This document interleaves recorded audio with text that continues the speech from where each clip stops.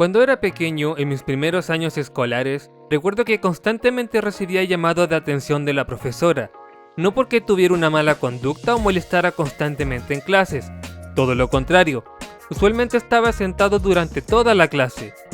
pero no estaba en la clase. Pocas veces ponía atención y debo admitir que de hecho no me interesaba nada la educación como tal, y en cierta forma nunca me interesó, así que simplemente pasaba el tiempo en las nubes. Tomaba mis materiales como los lápices, una tijera o una regla y las transformaba en armas. Con ellas me imaginaba historias y peleas épicas. Estaba tan sumergido que la realidad parecía desaparecer, y solo existía esa aventura que estaba creando en ese momento. Era algo que hacía vivir varios sentimientos, que hacía sentir que algo dentro se llenaba, como una sensación de plenitud amplificada,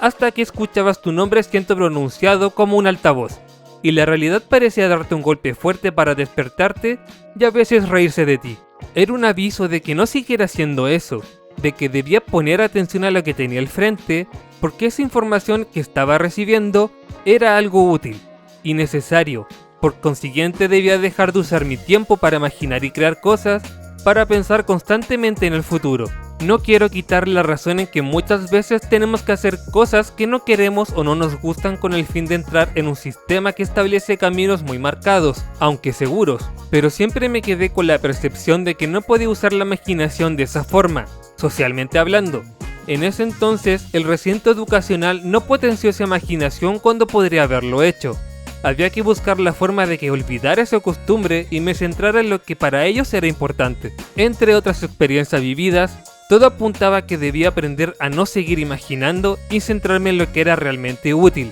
Salvo que nunca terminé de aceptar esa enseñanza, pues mi núcleo familiar siempre me ha permitido hacerlo. No voy a ahondar en el tema de cómo la sociedad restringe y tal, pues ya tengo otros videos hablando del asunto, pero sí quiero ir en contra de un pensamiento ya generalizado, establecido por el cómo se deben hacer las cosas, pensar que la fantasía es algo inútil, y te diré por qué sí es algo necesario. Cuando hablo de fantasía, no me refiero al género que quizás muchos pensaron, ya sabes, elfos, hadas, magia, esas cosas. Es más la definición de formar ideas, imaginar cosas, el acto de crear a través del pensamiento algo que no existe o que no se haya visto en la realidad. Bajo este concepto, cualquier idea o imaginación es una fantasía mientras no sea algo que puedas tocar o ver materializado. Se sale del pensamiento lógico, pues no busca respuestas por medio de conocimiento u otros factores reales, forma de pensar el cual todos conocemos como esa parte útil del razonamiento, el observar cosas reales y darles una solución práctica, razón por la cual es altamente buscada y enseñada en la sociedad y con la cual se suele mover, dejando de lado el pensamiento fantástico más relacionado a la entretención o el ocio, y por lo tanto dejándolo de lado, o rechazándolo en la mayoría de los casos. Pero, ¿y si es una forma errónea de ver el pensamiento?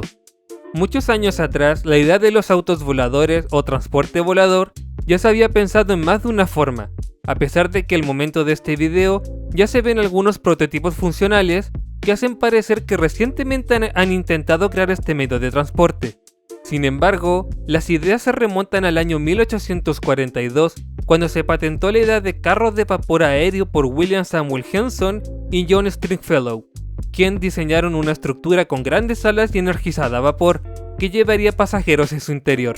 No era precisamente un automóvil como tal, y aunque esta idea se asocia más con la aviación que con el transporte terrestre de 4 ruedas, esta fue una de las primeras ideas en hacer volar un medio de transporte como el carro en ese entonces.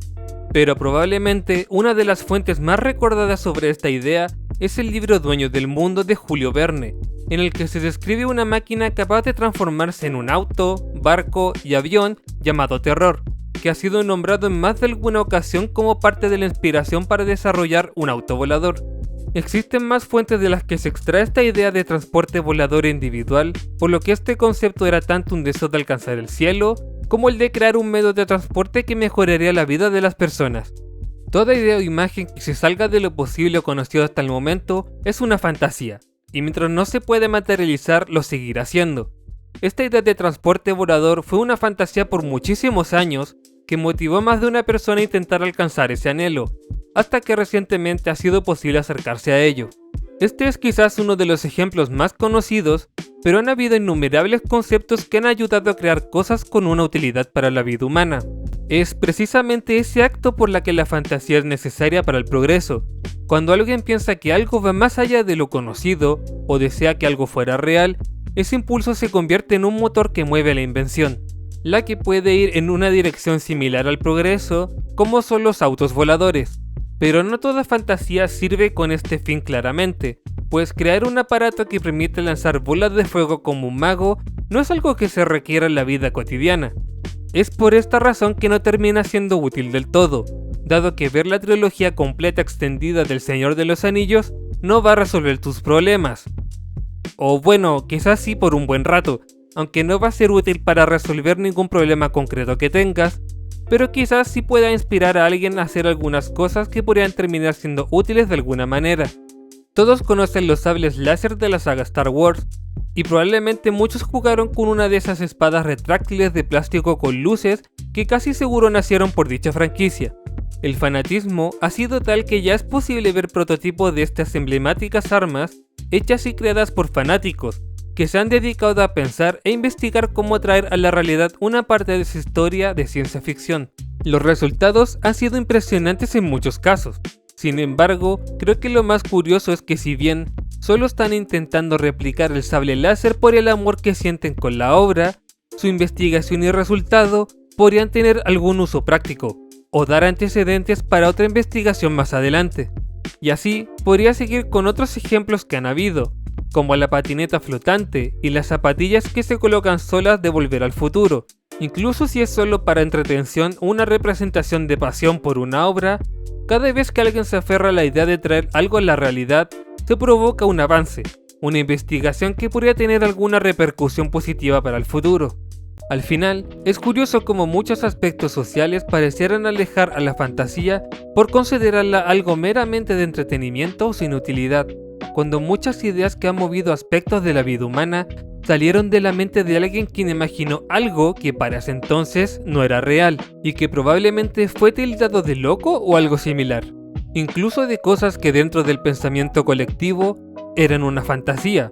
como varios avances científicos que en su momento la gente los tildaba de ridiculeces. Creo que todos conocemos la historia de la teoría heliocéntrica. Realmente espero que todos la conozcan, y de cómo Galileo tomó esta idea planteada por Copérnico para asegurar que lo que decía era cierto, siendo tratado de forma horrible por asegurar algo que se salía de los lineamientos de ese tiempo. A pesar de que tenía razón, no tiene por qué ser algo mágico, a veces solo basta con ir en contra de la corriente o pensar de una forma en la que sales de un molde para crear una fantasía hasta que se demuestre lo contrario. Es esa forma de pensar de una forma diferente o fuera del usual lo que caracteriza a ese tipo de pensamiento, por ende a la fantasía, porque se trata de eso, de ir más allá de lo conocido, y es precisamente esta la razón por la que llama tanto la atención.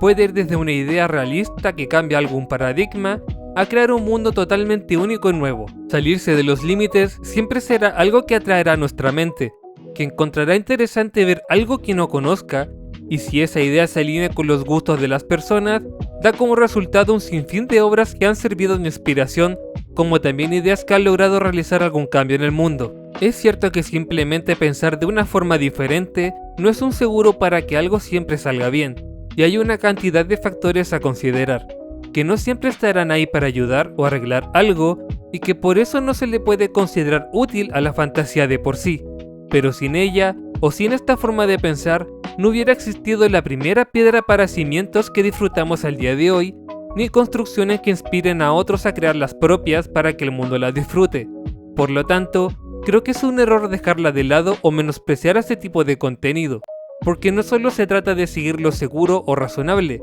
por mucho que la sociedad y el progreso quiera avanzar de formas concretas o realistas. La fantasía siempre ha estado ahí dando ciertos empujones que la han hecho crecer. No se trata de cambiar el discurso y darle más prioridad a este tipo de ideas, pero no se debe olvidar que las veces que el progreso realista se ha aliado con una idea fantástica, han resultado en grandes pasos que han acelerado el desarrollo.